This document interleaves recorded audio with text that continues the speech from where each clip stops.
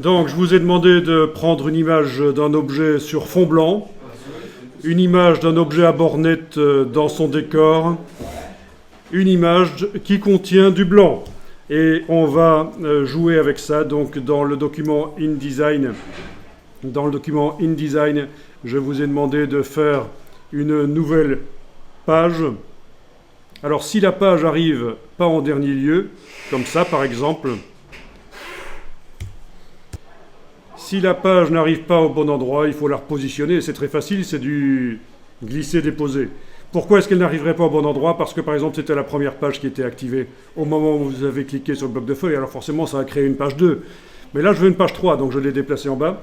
Et sur cette page 3, je vais aller importer les 3 fichiers que j'ai téléchargés. Donc les 3 fichiers que j'ai téléchargés. Voilà. En déterminant au moment de l'importation la dimension, je fais un cliquer glisser. Donc je passe complètement outre du réglage qui serait indiqué dans Photoshop quand on ouvre le réglage en centimètres. Je détermine la dimension au moment de l'importation ici et j'enregistre le fichier. Alors une des premières choses que je vais vous montrer, c'est comment faire ressortir la luminosité dans les images, comment augmenter la dynamique visuelle des images. Vous avez, et là je vais passer en affichage aperçu, voilà, comme ça j'ai une prévisualisation du document. Vous avez une des images qui a du blanc, on est d'accord. Ce blanc, si on imprime sur le papier, il va avoir la couleur du papier. Logique. Absence d'encre quand on imprime pour faire du blanc sur le papier blanc. Autour de l'image, c'est également le blanc du papier. Eh bien, on va faire une petite astuce ici qui est assez connue en mise en page. C'est que le fond de la page blanc, on va faire en sorte qu'il soit un peu plus foncé. Sauf que là où c'est du blanc dans l'image, ce sera la vraie couleur du papier. Donc on va ternir le papier, l'assombrir un tout petit peu, partout, sauf aux endroits des images, et ça va donner un effet plus dynamique aux images. C'est vraiment une astuce pour que vos documents aient l'air d'être plus sympas, plus dynamiques. Donc, alors vous allez dans la palette des calques. Menu, fenêtre, calque, vous allez chercher la palette des calques et pour l'instant, bien sûr, on travaille sur un seul calque. Eh bien, on va en créer un nouveau. Vous cliquez sur le bloc de feuilles, ça fait un calque 2. Alors, quelle que soit la page sur laquelle on travaille, le calque 2, il existe. Il est pour tout le document. Bon. Le calque 2, vous allez le faire passer en dessous du calque 1. Vous le prenez, vous le faites passer en dessous du calque 1. Voilà. Et vous allez pouvoir le renommer en double-cliquant sur son nom. Vous l'appelez fond.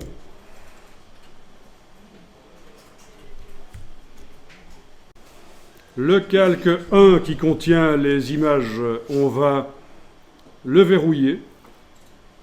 Si vous connaissez Illustrator, ça vous rappelle des choses. Cette manière de faire. Et on indique qu'on travaille sur le calque fond.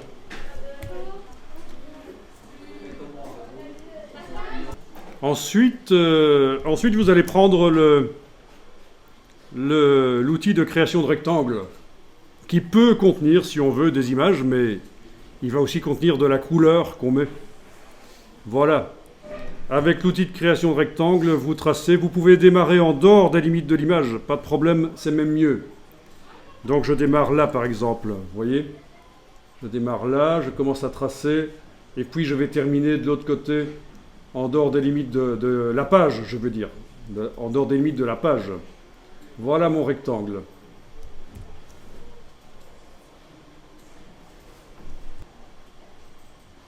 Et je vais lui mettre une couleur de fond. Alors pour l'instant il a un contour noir, je ne sais pas chez vous, mais moi je vais l'enlever le contour noir de toute façon. Voilà, contour noir enlevé. et je vais indiquer que je travaille sur le fond. La case fond doit être en avant-plan. Et dans le nuancier, je vais aller mettre du noir. J'ajoute du noir. Alors, chez vous, il le fait aussi en dehors de la page, parce que vous êtes en affichage normal, vous voyez le bloc. Moi, j'étais en affichage aperçu. Ah oui, c'est ça, c'est particulier dans InDesign. On peut travailler dans InDesign en étant en affichage aperçu. Ça ne pose pas de problème. Mais parfois, et même souvent, c'est intéressant d'être en affichage normal pour voir les constructions des choses. Voilà, donc si vous voulez voir uniquement la page telle qu'elle sera imprimée, vous mettez en affichage aperçu.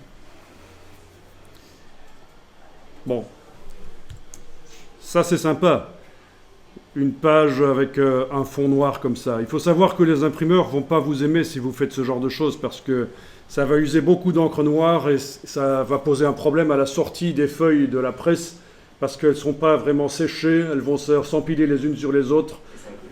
Ça va coller, ça va se tacher, et il va falloir utiliser un produit qu'on appelle l'anti-maculateur. Enfin, c'est compliqué. En plus, parfois, sur le document imprimé, quand vous allez mettre vos doigts dessus, les traces vont rester. C'est pas génial. Donc, les fonds noirs, parlez-en aux imprimeurs avant de faire des documents à fond noir. Il faut vraiment qu'ils vous expliquent quels vont être les problèmes des fonds noirs. Mais ici, on n'est pas là pour faire un fond noir. On veut mettre le noir à moins de 100%, on va le mettre par exemple à 6%, vous tapez 6, touche tabulation, et voilà, vous avez mis, vous avez terni grâce à ça, grâce à ces 6% d'encre noire, vous allez assombrir le blanc du papier, sauf à l'endroit des photos.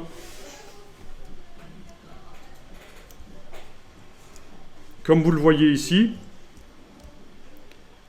je ne sais pas si vous arrivez à le voir, mais à l'endroit de la photo, le blanc là sur la photo, reste le blanc du papier. Et en dehors de la photo, c'est le papier terni. Alors si on modifie la teinte, ça va encore mieux se voir. Je vais mettre 12%, mais c'est peut-être un peu fort ça. Ce serait plutôt... Ça, c'est le genre de choses qu'on fera pour des petites brochures qu'on fait. Et on veut donner un côté classieux. Et on va tout de suite voir que le fond du papier n'est pas blanc, il est gris, ça se voit. Vous voyez ce que je veux dire? Comme si je mets 4, 5, 6%, les gens ne voient pas nécessairement que le papier n'a pas sa couleur normale. Mais ils vont quand même percevoir que les photos ont un côté plus lumineux. Si on met 12%, ils le voient clairement que le papier est gris clair.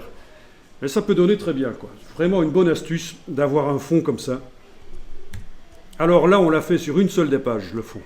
Si vous allez voir sur les autres pages, il n'y a pas le fond, évidemment. Pour que le fond soit sur toutes les pages, il faudrait le mettre dans le gabarit qui est utilisé par les pages. C'est un modèle de page, je vous montre.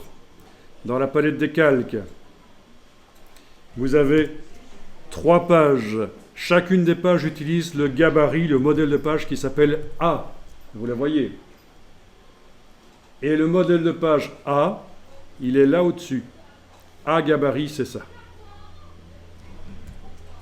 Bon, ben faisons ça. On va couper le bloc qui est actuellement sélectionné, votre bloc qui est sélectionné, vous allez le couper et on va aller le coller au même endroit dans le gabarit. Et vous allez voir que du coup, toutes les pages, les 3 pages auront ce fond gris.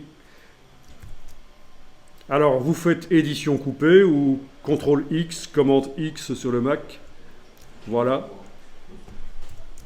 Le fond est redevenu blanc normal. Ensuite, vous allez double-cliquer sur l'icône du gabarit A. Voilà. Alors, on est toujours bien en train de travailler sur le bon calque, bien sûr, puisqu'on n'a rien téléchargé. On est toujours en train de travailler sur le calque qui s'appelle fond et qui est transversal à tout le document. Même le gabarit a le calque fond. Alors, vous êtes bien en train de travailler sur le gabarit A. En principe, en bas à gauche de la fenêtre du document, il doit être indiqué A gabarit. Je le dis parce que souvent, on se plante à cet endroit-là. J'ai dit de double-cliquer sur la page. Et le problème, c'est qu'il y en a qui font juste cliquer, alors ils ne vont pas sur la page. Double-cliquer sur la page.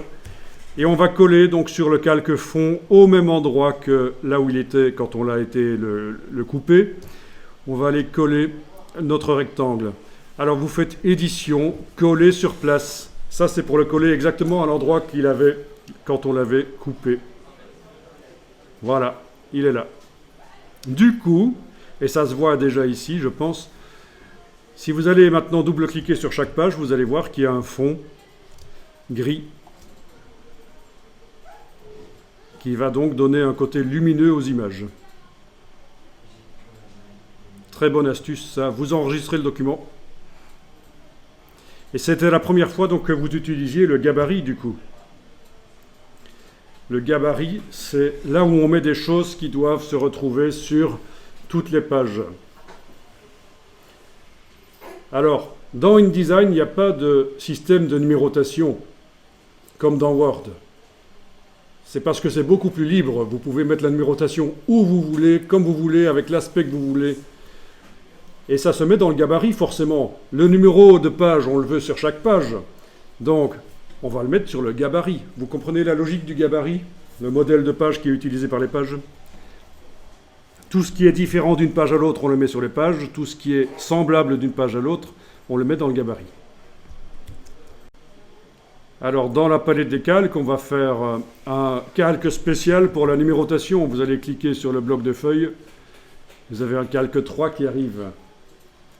Vous le renommez numérotation. Et vous le mettez tout au-dessus. On va verrouiller le calque fond. On n'est jamais trop prudent. Tout est verrouillé sauf le calque sur lequel on va travailler. Vous allez double-cliquer sur le gabarit.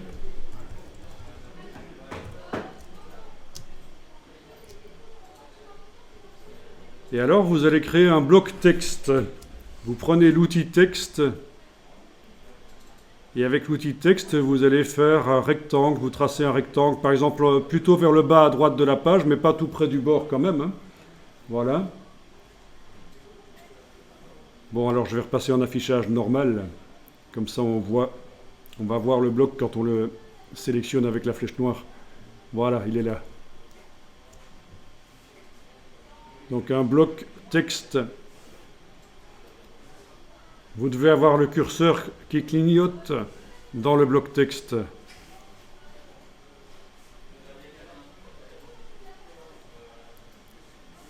Et vous allez insérer la balise de numérotation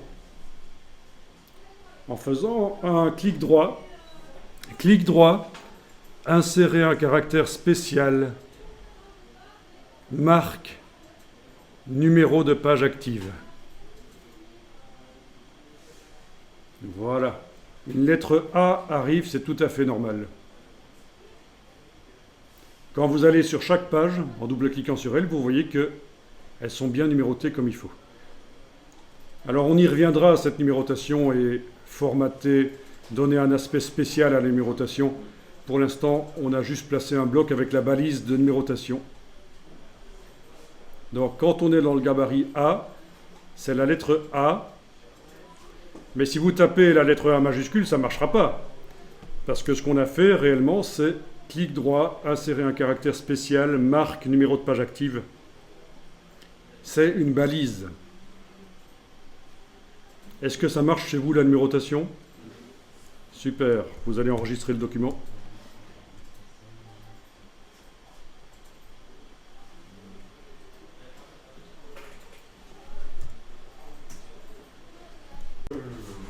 Alors, on va s'intéresser à l'image qui est sur fond blanc. Bon, est-ce que vous arrivez à l'activer avec la flèche noire? Non. Eh ben non, pourquoi? Parce que le fond est... Parce qu'il est verrouillé. Parce que le calque est verrouillé, oui. Je suis excellent. Dans la palette des calques, on va verrouiller tous les calques, sauf le calque 1 qui contient nos objets. Et là, on arrive à le sélectionner.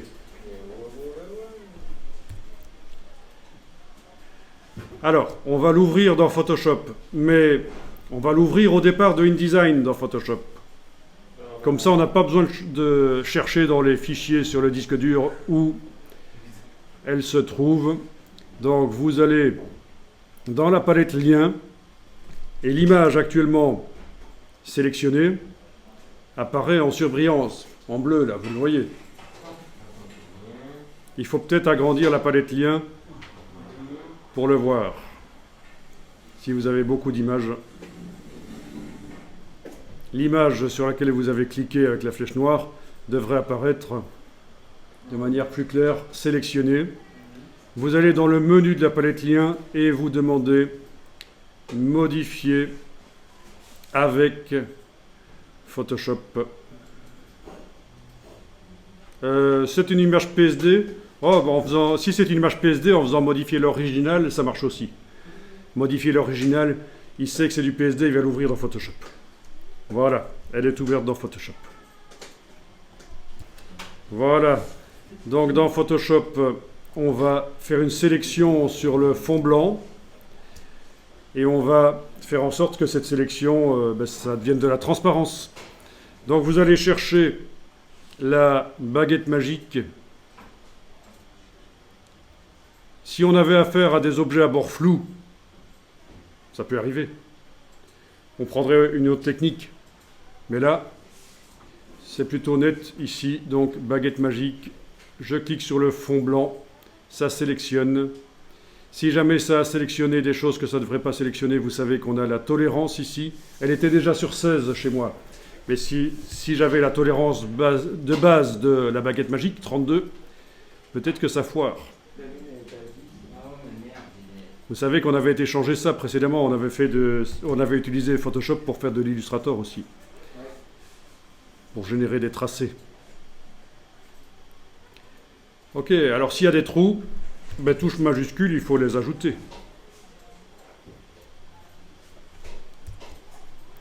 Voilà, vous avez réussi à faire la sélection sur le fond blanc? Super. Donc, ok, alors, palette des calques de Photoshop, menu fenêtre calque, bien sûr. Alors, vous allez essayer d'ajouter la sélection en tant que masque de fusion sur le calque. Est-ce que vous avez la petite icône ici? Cliquez dessus. Est-ce que ça a marché? D'accord. Il y a juste que chez moi, ça a fait l'inverse de ce que ça devrait faire. Donc, je peux faire annuler et Alt-clic et ça marche. Donc, ça vous a bien transformé le calque d'arrière-plan de Photoshop en calque 0. Alors, vous allez maintenant faire fichier enregistrer. Surtout pas enregistrer sous et changer le nom. On fait fichier enregistrer. Ok. On peut même fermer l'image et dans InDesign, vous allez voir que ça se met à jour tout seul parce que là, InDesign savait que le fichier allait être modifié puisqu'on a ouvert le fichier au départ de InDesign.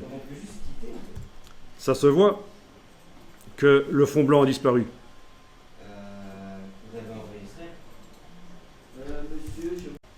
Donc, si tu penses que ton fond de page n'est pas assez foncé, voilà ce que tu vas faire. Dans la palette des calques, tu vas déverrouiller le calque fond. Dans le gabarit, tu vas double-cliquer sur le gabarit pour aller dedans. Et là, tu devrais trouver ton rectangle avec un fond que tu vas pouvoir modifier par le nuancier. Bon, si tu ne l'as pas, ça c'est un problème, on ne sait pas pourquoi. Tu fais un rectangle avec un fond. Ici, je vais vraiment forcer pour la démonstration, je vais mettre à 18% de teinte, mais bon. Et là, quand on revient sur les pages, c'est flagrant. Et on voit bien le blanc de l'aspirateur, là, qui a l'air plus lumineux grâce au fait que le blanc du papier a été terni.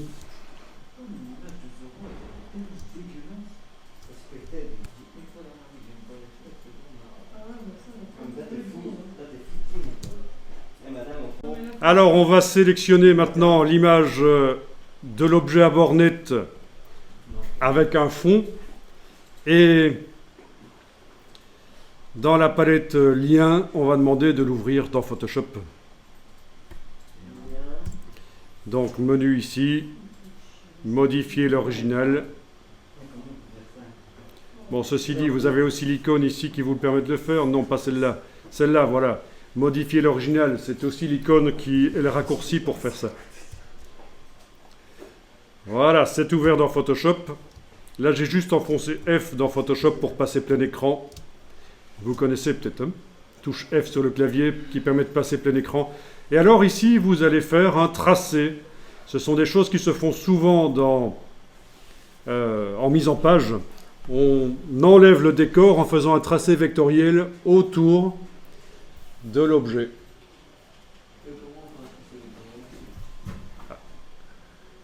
Alors, on va d'abord ternir un peu, affadir la photo pour mieux voir les tracés qu'on va faire par-dessus. Vous allez ajouter un nouveau calque sur cette photo. Excusez-moi, on va faire autrement, j'annule. Un calque de type niveau. Un calque de type niveau. Tu vas sur le rond et après tu descends sur un niveau. Voilà, un calque de réglage de type niveau. Et alors il va falloir faire ceci. Deux choses. Vous allez jouer sur ce curseur-ci et sur celui-là. Et vous allez redéfinir l'intensité des tons les plus sombres et modifier l'intensité des tons moyens. Le but, c'est d'obtenir un peu un effet de feuille de calque. Quand on pose une feuille de calque sur une photo, vous voyez la photo, mais affadie. C'est un peu le but ici, quoi. Voilà, et ça dépend des photos. Le réglage, c'est pour chaque photo, il faut regarder. Voilà, voilà. À un certain moment, on enlèvera l'œil en face pour récupérer la photo normale, mais le but ici, c'est d'avoir une photo affadie parce qu'on va faire des tracés par-dessus et j'aimerais bien voir ce que je fais clairement. Alors, vous êtes censé zoomer dessus et faire le tour avec une plume vectorielle. D'abord, dans la palette des tracés, menu fenêtre, tracé. Vous créez une vignette avec le bloc de feuilles. Ensuite, vous prenez la plume. Alors, je vous montre, pour ceux qui auraient oublié comment on utilise la plume. D'abord, oui, il faut bien zoomer là où on veut faire. Je vais enfoncer la touche verrouillage majuscule, comme ça à la place de l'icône de la plume, j'ai une croix, vous la voyez? Ok. Alors je vous montre, après vous allez tester, parce que c'est pas toujours évident la plume. Je clique pour mettre un premier point. Monsieur, j'ai pas compris. Donc j'ai posé un premier point, je vais plus loin, je fais un petit cliquer glisser, ça fait une petite tangente. Touche CTRL du PC ou commande du Mac, vous voyez que j'ajuste la tangente comme ça. Je lâche, petite tangente plus loin, j'ajuste, petite tangente, j'ajuste. Attendez, regardez parce qu'il y a un cas de figure spécial ici. Petite tangente, j'ajuste éventuellement avec la touche CTRL du PC ou commande du Mac, on est d'accord? Et là, avec la touche Alt, je vais casser et rediriger dans le sens où ça doit aller. Avant de commencer, regardez si vous n'êtes pas très à l'aise avec ça, vous allez pouvoir comprendre. Cliquez, glisser, touche commande du Mac, CTRL du PC, j'ajuste. Cliquez, glisser. Alors il y aura un peu d'herbe, ça, une petite retouche sera nécessaire. Il y a un peu d'herbe qui sera dans la silhouette. Petite tangente, touche CTRL du PC ou commande du Mac, j'ajuste. Touche Alt, je casse et je redirige dans le sens où ça doit aller. Voilà, et c'est comme ça qu'on peut faire finalement la totalité. Là, je fais des clics, clics, clics, clics. Voilà. Il faut absolument comprendre comment ça fonctionne, ce truc-là. Mais en plus, c'est net comme ça. Voilà. Ça fait partie des choses que les graphistes apprennent et font. Du détourage. Donc le problème que tu avais, et je vais essayer de le reproduire ici parce que c'est intéressant, ça peut arriver à tout le monde. Le problème que tu avais, c'est au moment où tu as pris la plume Ici au-dessus, il était indiqué forme. Et ça, c'est pour faire des formes en couleur dans Photoshop, vectorielles en couleur. Donc, en effet, il faut vérifier ça. Tracer, c'est ce qu'on veut faire, un tracé sans couleur. Ok, alors là, je vais continuer le tracé que j'avais commencé. Touche commande du Mac, j'essaye de retrouver où était mon tracé. Ah oui, je vais activer la vignette. Voilà, il est là. Clique sur le dernier point et je continue. C'est toujours la même chose. Petite tangente, touche commande, ajuster. Ou contrôle sur le PC, bien sûr. Voilà. Avec la touche commande, on peut encore bouger les points. Voilà. Il va prendre. Bon alors, j'ai pris ici une voiture très complexe, donc pour faire le détourage, ça peut prendre du temps. Donc, je continue ici, touche Alt, on casse la tangente, on redirige, on repositionne, etc. Bon, ça peut prendre quelques minutes quand même. Et je vais le faire rapidement ici, voilà. Écoutez, terminez rapidement le détourage en faisant des droites, parce qu'on n'a pas énormément de temps pour faire ça. L'essentiel, c'est de voir l'utilisation de ce tracé dans InDesign. Donc vraiment, là, j'y vais à l'arrache, comme on dit. On ne pourrait pas utiliser l'outil Ellipse si on avait quelque chose de... Non, utiliser l'outil ellipse, ça ne marche pas parce que les choses rondes photographiées ont vraiment des formes irrégulières. C'est pas des ellipses pures et c'est une mauvaise approche. Ça ne marchera pas.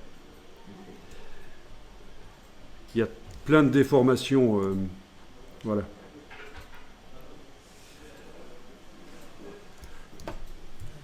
Alors, dans les dernières versions de Photoshop, on aurait pu demander menu sélection sujet.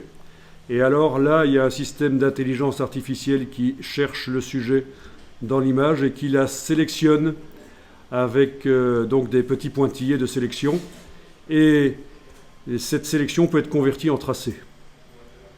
Mais bon, comme vous n'avez pas tous la dernière version de Photoshop, ça ne marche pas. On ne va même pas essayer la sélection par sujet. Définir une sélection, non?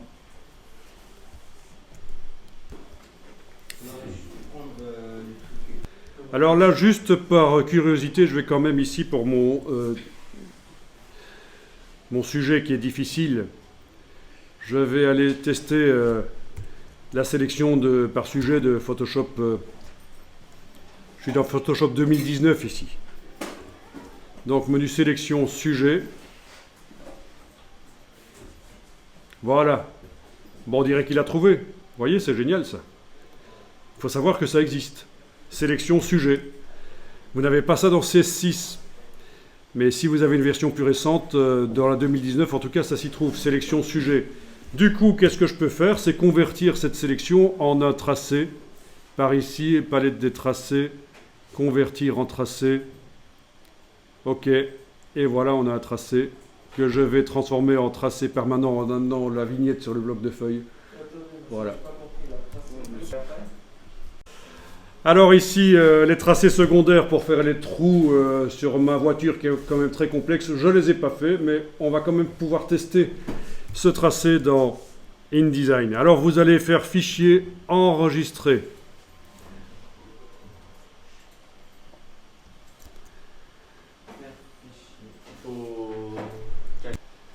Oui, en effet, j'ai oublié de vous le dire, vous devez enlever l'œil en face du calque de réglage niveau. Ce ne sera pas plus mal.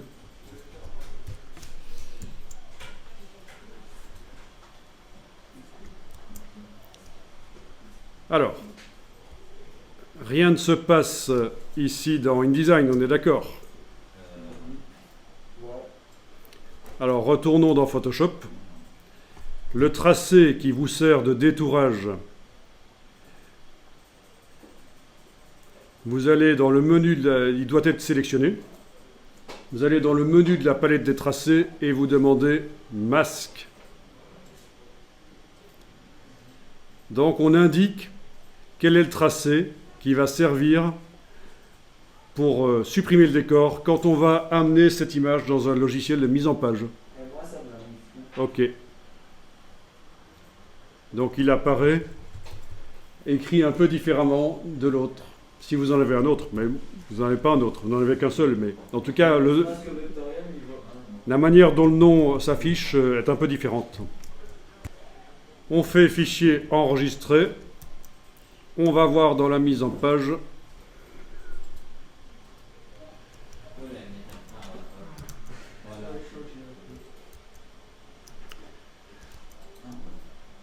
Ok, il n'a pas voulu, c'est pas grave, on va faire autrement. Est-ce que ça a marché chez vous? Ah oui, il y a Le décor a disparu? mais c'est normal, il faut que tu fasses la petite. Moi, il a rien fait dessus. Et même pas le petit rien. Tu l'as pas sélectionné. En principe, il n'y avait pas de mise à jour à faire puisqu'on l'avait ouverte au départ de InDesign. Bon, c'est pas grave, on va le faire autrement manuellement dans InDesign. Chez certains parmi vous, ça a fonctionné. Voilà, maintenant tu fais ce qu'on a fait juste avant. Donc le masque Voilà. est bien le tracé 2. Et après t'enregistres. Et après tu vas sur InDesign. Et ben, un petit. Ok. Tu fais voilà. Ouais. Je vais fermer le document et le réouvrir. On va voir ce que ça dit. What the fuck? Ouais, il a pas effacé. Mettre à jour les liens. Ok, ça a marché. En fermant le document et en le réouvrant, il m'a proposé de mettre à jour les liens. J'aurais pu aussi, en effet, aller dans la palette liens, certainement. Dans la palette liens, j'aurais pu demander de mettre à jour avec Ah oui, ceci. point d'interrogation. Voilà. Mais Bah, moi, j'ai toujours rien dessus. bon, il y a eu un petit couac au niveau de InDesign. Parce qu'en principe, si on crée un tracé dans Photoshop et qu'on le détermine qui doit servir de masque, en faisant fichier enregistré, ça aurait dû mettre à jour InDesign, dans InDesign. Mais bon. En tout cas, voilà, vous voyez que ça fonctionne. C'est un tracé de détourage. Alors, vous pouvez enregistrer le document. Alors ici, je vais taper dans Google le mot catalogue en anglais, partie image. Vous n'avez pas à le faire, je vous montre juste que dans beaucoup de catalogues de produits, les produits sont détourés, évidemment. Les produits sont détourés grâce à cette technique. Alors parfois, on accélère le travail en les photographiant en studio sur un fond blanc, déjà. Ça peut aider. Mais regardez n'importe quel catalogue de produits, des choses que vous retrouvez dans votre boîte aux lettres pour vendre des légumes ou quoi que ce soit, c'est souvent détouré. C'est quand même plus présentable. C'est quelque chose qui se fait souvent. Ici, j'ai tapé Clipping Path Service dans Google. Et vous allez voir que c'est tellement répandu qu'il y a des entreprises qui proposent leurs services pour faire les tracés de détourage. Clipping Path, ça veut dire tracé de détourage. Donc, vous pouvez jeter un coup d'œil sur les différentes. Là, je prends les premières juste rapidement. En principe, ça se fait en interne. C'est vous qui le faites. C'est dans l'entreprise. Si vous travaillez dans une entreprise, c'est des gens qui sont spécialisés pour le faire. Mais il y a des gens qui proposent leurs services malgré tout. Voilà. Et souvent, il y a différents prix suivant la complexité de l'objet en fait à détourer. Ouais, c'est cool ce qu'ils font. Évidemment, si ce sont des cheveux, c'est autrement plus compliqué à faire et ça ne se fait pas au tracé vectoriel qu'une voiture ou un ordinateur super simple. Voilà. Donc je vous invite à aller voir ça. En général, ça tourne aux alentours de 1 $ la photo pour faire le tracé de détourage. Et on a un business comme ça. 1 euro, je peux comprendre. Là, t'imagines, 1 euro, plus 1 euro, plus 1 euro, plus 1 Bah, euro. c'est ça, donc. Ouais, entreprise, individuelle. Bon alors il faut faire des retouches aussi au niveau des couleurs. Parce que, regardez, ma voiture, elle est entourée de vert.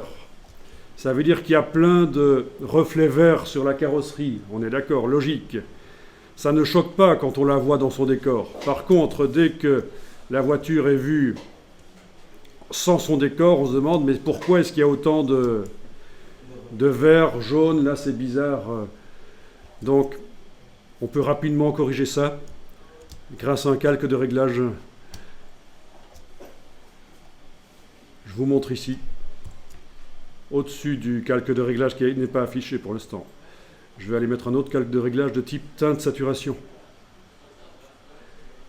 Et ce calque de réglage teinte saturation, je vais lui dire que je vais aller modifier ce qui est vert dans ce cas-ci. Logique. Et je vais aller désaturer ce qui est vert. Bon. Alors il est possible que ça n'ait pas marché très bien parce que le vert qui est modifié actuellement n'est pas le bon. Et donc, on peut aller bouger ici. Voilà. Ça marche là. C'était ce vert-là jaunâtre en fait. Il est en train de modifier un vert plus bleuâtre.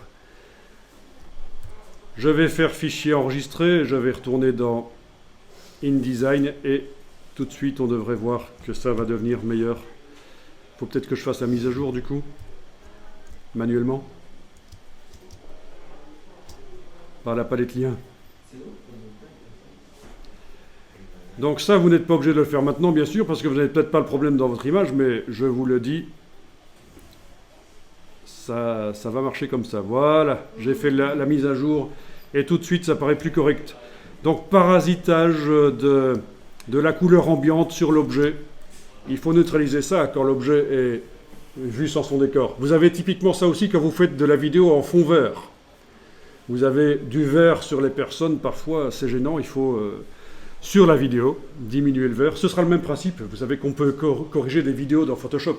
On peut faire du montage vidéo et corriger des vidéos dans Photoshop. C'est pas un problème. Alors, on travaille comment Pas du tout. On ne travaille pas image par image. Dans Photoshop, peut-être pas dans C6, quoique, on sait charger des films vidéo. Ils apparaissent sous forme de calque vidéo. Et on peut leur mettre des réglages au-dessus et faire des corrections couleurs. Oui, oui. C'est le prix d'un PC. Bon alors bien sûr au niveau des pneus ici chez moi, il va falloir que je revoie. Ah oui. Les pneus. On peut pas le refaire. Oui, genre, CPS. Une fois qu'on a coupé l'image, si on prend l'image, si on... Ah mais on peut aller remodifier bien sûr dans... Oui on peut aller remodifier hein, bien sûr avec les outils comme dans Illustrator. Derrière la flèche noire on a la flèche blanche qui permet de modifier certains points, seulement certains points. Ah oui, c'est vrai. Voilà. Moi, je pensais à autre chose avec alterner noir et blanc et gommer. Tu travailles tous les soirs? Il n'y a pas vraiment de gomme pour les tracés vectoriels. Ah, c'est ça. Voilà. Vous avez comme dans Illustrator, c'est les mêmes outils que dans Illustrator pour faire... voilà. Et là, il faudrait au tampon dupliquer sur l'herbe parce qu'il y a de l'herbe qui va se retrouver dans la photo, dans InDesign bien sûr. Donc les pneus, c'est une des choses les plus difficiles à détourer en fait. Hein, parce que ça se voit tout de suite quand il y a un problème au niveau de la forme des pneus. Ah oui, c'est normal. C'est censé être rond avec des petits à-coups, genre, bon, peut-être pas ceux-là, c'est un ancien. Ok, là il me fait quand même quelque chose au niveau de la mise à jour. Il ne veut pas me faire la mise à jour du tracé, mais je pense que si je ferme le document et que je le réouvre, il va bien vouloir me le montrer. Je pense qu'on peut se préparer une affaire si on se prépare dans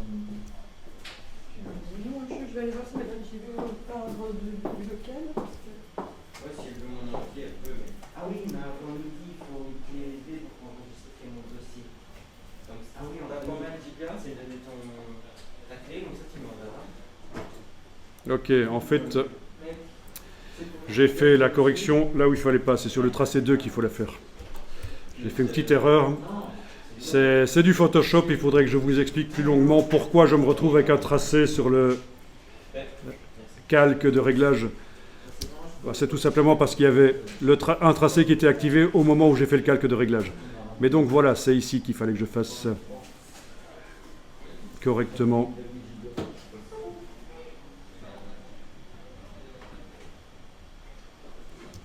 Voilà, Tiens, mec. vite fait. Autre chose. Un giga ou Hein? Le petit.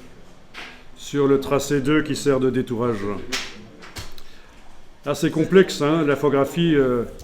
Heureusement que c'est complexe, comme ça n'importe qui ne peut pas s'improviser infographiste et prendre le boulot des autres. Donc je sélectionne, mise à jour. Ok, ça marche, voilà. Mais là, ça veut dire que tu es obligé de venir demain. Ah ouais.